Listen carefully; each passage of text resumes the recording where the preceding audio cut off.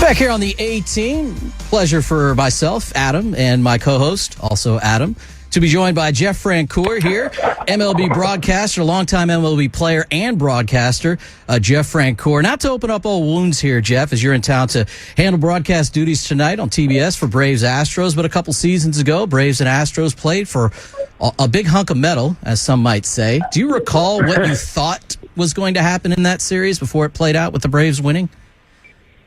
Well, I'll tell you what, it ended up, if you think about it, the pitching did pretty darn good, though. So I thought it would be more of an offensive kind of battle. But, yeah, it was kind of weird because you remember those 3 nights in Atlanta were like cold and misty and rainy. So it was kind of an odd World Series. But I will tell you, man, they were great games. And, obviously being born in Atlanta, playing for Atlanta, though, in 22, I was so happy for Dusty, and I actually just got to spend all last Monday with Dusty as he was in town for Hank Aaron's 50th anniversary celebration, and that's what I was telling him. I was so happy that they won it that year, and actually we just got done in Joe Espada's office, and I was telling him, I said, I got good news for you that I am 10-0 calling the last 10 Astros games back to the playoffs, the 2 Tuesday night games last year and the one at the end of 22. So I'm like, I'm hot for you right now. In light of those 2 conversations, even though you're not still playing and didn't for either of them, could you imagine or maybe describe for our listeners what you think the difference might be? Not good way or bad way, just different, playing for a guy who's like Joe Espada and a guy who's like Dusty Baker. Right. I think they both have their things. Obviously, Dusty's secure in who he is, right? He's done it forever. He's going to do things kind of his way. And I think for Joe, look, he's a little more forward thinking. He's got some different stuff. But I know this, man. Joe's a great baseball man. And look, this team's going to be fine. The offense is still there. They lead in almost every category. As my question to him just a little bit, I said, could you imagine that legitimately your whole starting rotation is out right now? I mean, if you're healthy, you have your 5 guys that are pitching and none of them are there right now. With that being said, JD's probably coming back. You're going to have Fromber hopefully here in another week or 2. And then, of course, those other guys as the summer unfolds. So, look, the last 4 or 5 years, Astros have got off to slow starts, and there's still way too much talent on this team and too many good players. So it's just one of those things. Sometimes you get off to a slow start. I stepped back doing some of the Braves games, obviously, this year to spend more time at home. But if you remember 2 years ago, guys, the Braves won 100 games. They didn't even go over 500 until June 2nd. So there's a lot of baseball left. Well, and that's the thing, Jeff. It's not as easy as just saying, well, when they get healthy, everything will be fine because it's baseball. But we were talking earlier about this. Like, there's so many different directions that Joe Espada can look right now and say, okay, this is not working for whatever reason. And that can be pretty overwhelming for a first-year manager, even somebody like him who has not only experience, but experience in this particular clubhouse.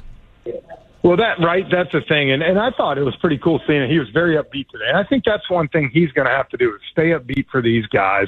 Look, there's some guys that, have not performed yet this year like, we're used to seeing. And so I think for him to be able to stay upbeat, to show him, look, I'm still very much in control, I think is important. And like I said, I've known Joe for a long time, from the Yankees days to here. And I think he is going to do just fine. It's just one of those things, man. Sometimes you get off to a rough start, and for him, it just happened to be in his first year.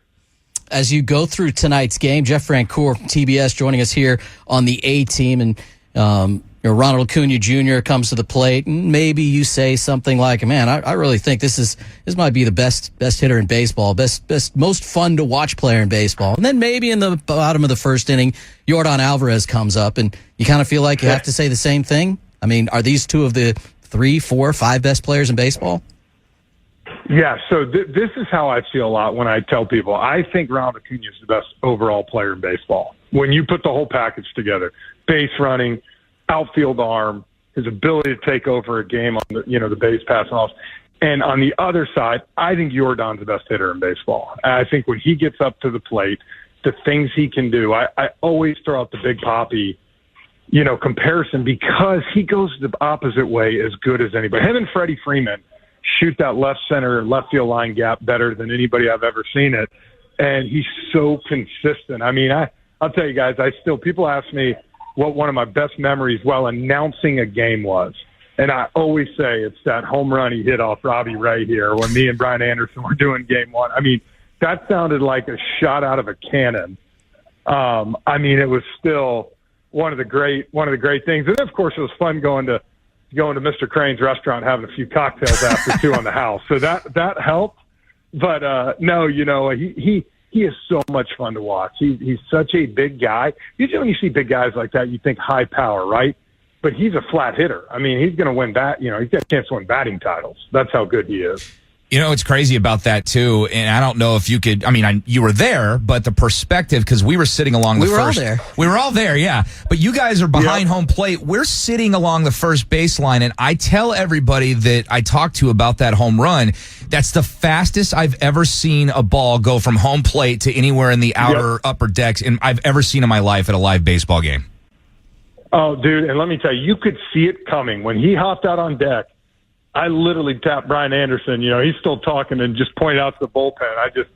My whole point was, if this happens, this could get real loud in here in a minute. And that's why I think it was the ball left his bat and was in the right field upper decks before you could even blink. I mean, it was incredible how fast that ball got out. It really set the tone, I felt like, for the rest of that playoff series. Because if you remember, man, first 6-7 innings, I mean, the Mariners had them on the ropes. I mean, that game should have been the Mariners in game one to steal, and it just kind of changed the whole, to me, rest of that postseason. I was talking to a writer in the clubhouse after that game, and he just point blank said, I think the Mariners are getting swept after that. And I was like, really? And he was like, man, that's one of those things. And I totally get that in hindsight. And it sounds like you kind of had the same feeling, but fast forwarding to this season and all of the ailments and everything that the Astros are dealing with right now, you got a guy on the mound tonight for the Astros in Hunter Brown.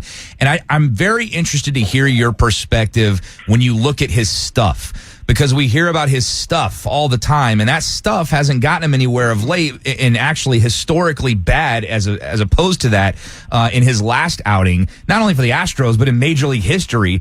If you're looking at Hunter Brown tonight, or if you're getting into his head and you're crawling around, how do you approach things moving forward? Because the stuff is there, but it's just not working right now.